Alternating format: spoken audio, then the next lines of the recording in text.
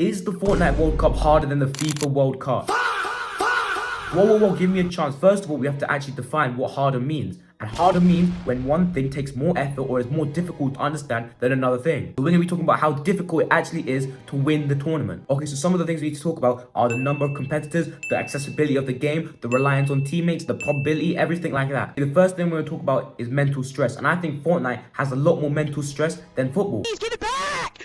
Give it back! First of all, in football, you get loads of breaks, you get loads of bits where you're not even doing anything, you're just standing around. There's half time where you got a 15-minute break in between the two halves. You're just, when there's foul calls, you're just standing there doing nothing. In Fortnite, there's none of this. You have to be always on the lookout for where enemies are. You have to know where to build and which gun to get and all this stuff. There's no breaks, which means it's a lot more capacity on the brain, which makes it mentally harder. Now, I'm not saying football's not mentally hard because it is, but it's not as mentally hard as Fortnite because you get breaks. That would make a strong case for why Fortnite is harder to win. Now, obviously, football is physically harder than Fortnite, but football is physical activity. In Fortnite, you don't get any physical activity, which actually makes playing Fortnite bad for your health. This is because you're just sitting there playing the game all day, which is bad for your RAs and all that stuff. But if you think about it, this actually makes Fortnite a harder game to play because if you're damaging your own health just to win something, that surely takes more effort than doing something that actually helps your physical ability, which also means that the Fortnite World Cup is harder. The next thing I want to talk about is the teammates that you have and how they can help you. In the World Cup, you're going with a squad of, I think, 22 people, and obviously when you play football, there's a starting 11. That means you have the help of your teammates, which could potentially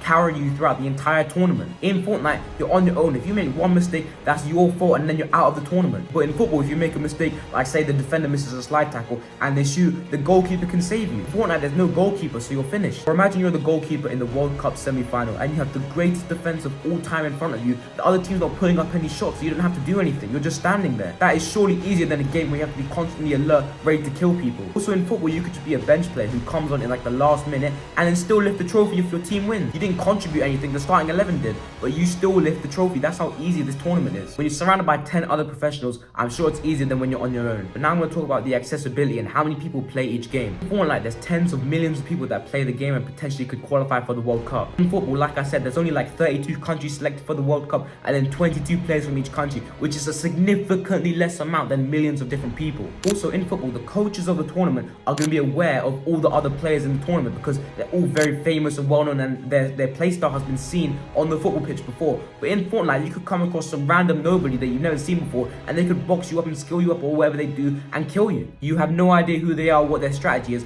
but coaches can foresee the future and see the strategy of the current football players because they've seen it before. This makes Fortnite much harder to win because it's unforeseen. Now I'm going to talk about if you were rich, because if you were rich, you could easily get into the best football academy because you can just pay the people to let you in, even if you're bad, and they can teach you how to be good. In Fortnite, the best thing you're going to do when you're rich is like get a really good console. That's not going to help you if you can't learn the basic mechanics. So if you're rich, it helps significantly more in getting to the FIFA World Cup than the Fortnite World Cup. This also makes the Fortnite World Cup harder because there could just be some frauds in the World Cup that only got there because they're rich. In Fortnite, if you're playing someone who's not from a lot of money, they're quite poor, and you still play them in the Fortnite World Cup, you know how good they are because they've grinded to get there. They didn't just get there from being rich. Being rich helps a lot more with the FIFA than the Fortnite World Cup. In Fortnite, there's a lot of change as well, like the map is always adapting, there's new weapons, new gameplay, everything basically. In football, the game hasn't changed like a decade, so there's no way that the players are going to have to adapt and learn new things, which makes Fortnite harder. Now you're starting to understand what I see. Now obviously you could just say football's physically harder, it's harder to win the World Cup,